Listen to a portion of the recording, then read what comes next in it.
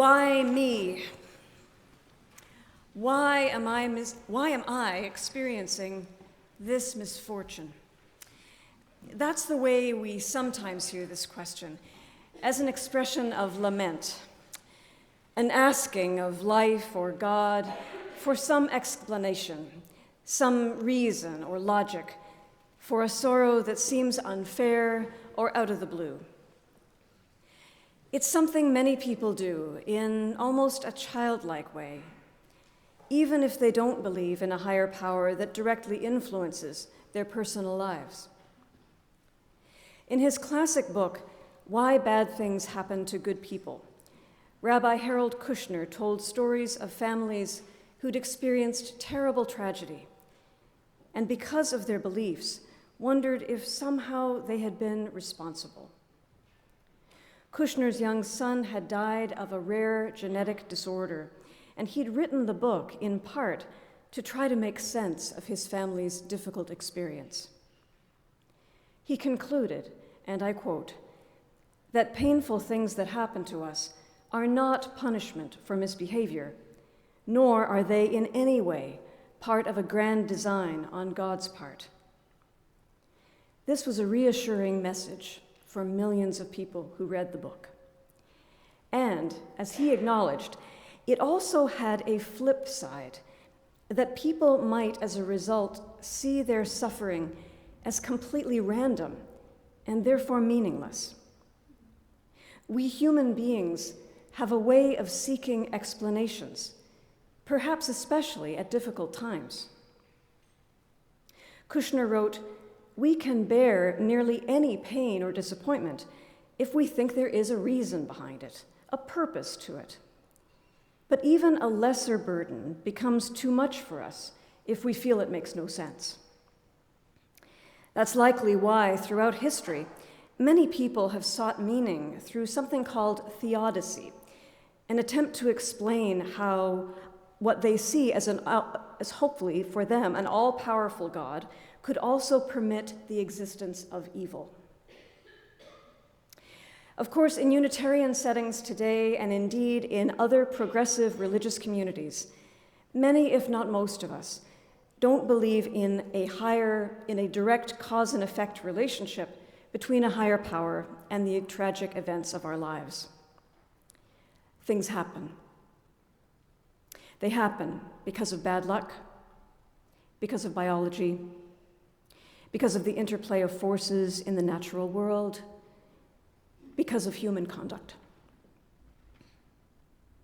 Knowing and accepting the reality of these things, our challenge is not to rail at a meaningless and perhaps godless universe, but instead to cultivate a relationship with whatever source of deeper meaning we can conceive, to help bear witness to the sorrows of the world, help us bear our own sorrows, and help us do what we can to lessen the sorrows of others. When we do that, leaning on our sense of the something more, we may be guided toward a life of greater meaning. It's no surprise that after Harold Kushner wrote When Bad Things Happen to Good People, his next book was called Living a Life That Matters. After the mass shooting at the Tree of Life Synagogue last Saturday, Rabbi Jeffrey Myers lifted up the power of love to overcome hate. He said, "I will not let hate shut down my building." And yesterday, as Sean mentioned, Solidarity Shabbat services were held across North America and in the UK. Many of us joined to form a ring of peace surrounding City Shul on Bloor Street. Sean and other ministry colleagues attended the service there, while I went to Shir Lebenu's service, the congregation that meets here for High Holy Days services. Around the world, and during this Holocaust Education Week, people are joining together in support of the Tree of Life, the synagogue, yes, and also what Philip Hewitt called, in a reference to Proverbs in the Hebrew Bible, the tree of life that sustains us all. When we consider that question, why me? It might seem virtually meaningless if we see it as, what did I do to deserve this? But what other ways are there to explore that question? What could strengthen and inspire us now? Perhaps, why me? Why am I here? Have you ever stopped to truly contemplate that question? Have you ever reflected on the sheer improbability that you would be sitting here this morning with all your particular joys and sorrows and the personality traits that you happen to have? A man named Ali Benazir thought a lot about that probability. He set out to calculate the likelihood of his own, and therefore my and your, personal existence. He was intrigued by a famous teaching of Gautama Buddha called Yoke with a Hole. In the story, a yoke, or life preserver, is cast into an ocean made up of all the water in the world. A blind turtle is swimming somewhere in that ocean, surfacing only once in 100 years. And when it does, that turtle happens to bob itself up into the life preserver, right into the center of the hole. That, the Buddha taught, is how unlikely it is to have a human birth. Fact-checking this ancient story using modern calculations, Dr. Benazir concluded that the odds of the turtle bobbing up into the life preserver were about 700 trillion to 1. Pretty impressive, right?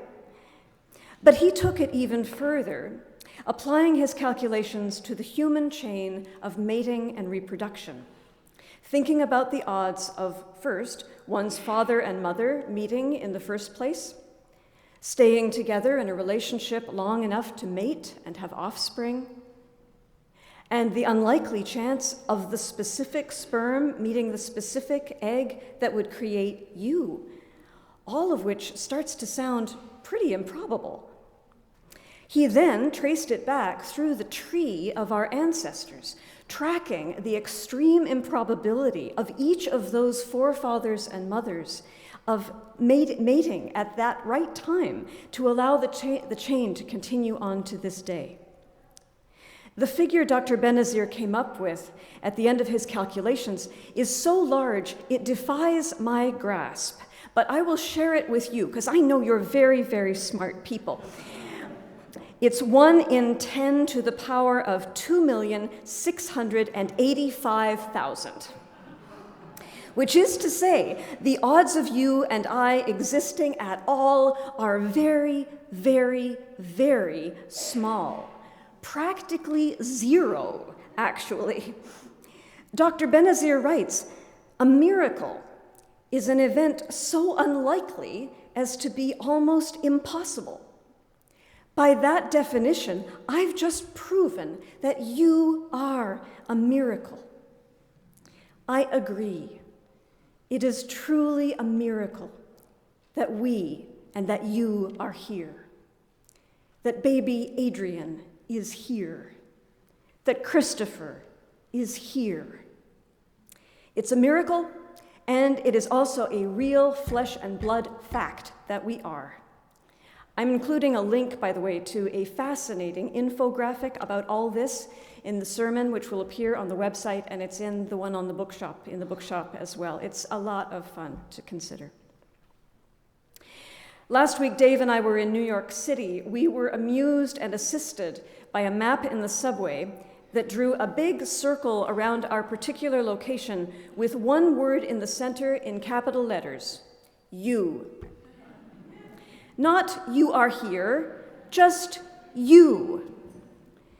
We were both amused by it because of its simple truthfulness, the unvarnished fact of our presence in that exact location, which of course is now tracked by GPS systems all over the globe. What is here? Why, me. I am here. I am now. And that is as much an ordinary, plain and simple matter of fact as it is a mind-blowing, statistic-defining, honest-to-goodness miracle. Because of that, I feel not only called, but I would say empowered, to use the improbable reality of my presence in not only positive, but highly personal ways. The songwriter Holly Near did that this week in response to the Pittsburgh shootings. She wrote a new verse to her song, It Could Have Been Me.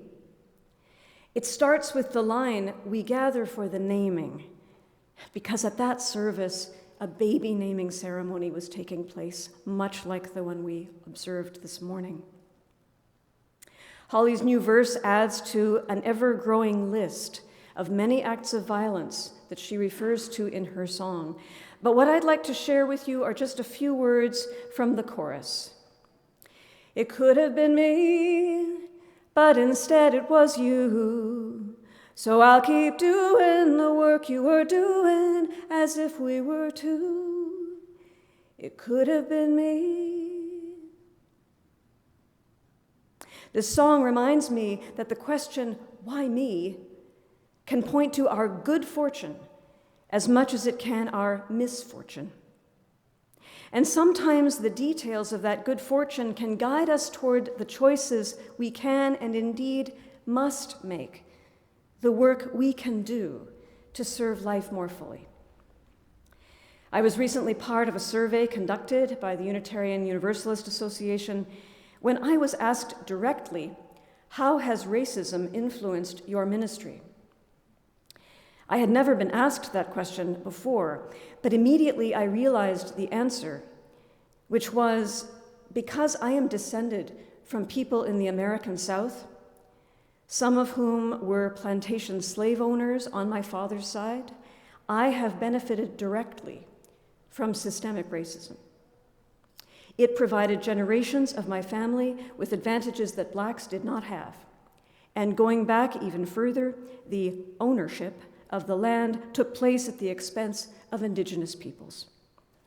So when I look at the question of why me, I have to ask, why am I, in particular, caused to address racism and hatred in our time to the extent I am able and in the context I find myself? Why? Because I was born to it. I've inherited that responsibility along with my privilege. No matter how clear the call, though, there are times when I feel inadequate to the task. When the sorrows of the here and now seem so overwhelming, I wonder how I can possibly respond to them with any degree of strength or courage. At these times, I find inspiration in the voices of the people such as Rabbi Myers and his congregants, who are using the tragedy that has befallen them to amplify a message of love over hate. I'm called to add my voice to that chorus, knowing that I offer but one small voice, yet knowing, too, that my voice springs from one improbable, singular, and inherently worthy life. A me that has a why, simply because I am here. I find both courage and solace, too, in the words of the Talmud, do not be daunted by the enormity of the world's grief. Do justly now. Love mercy now. Walk humbly now. You are not obligated to complete the work, but neither are you free to abandon it.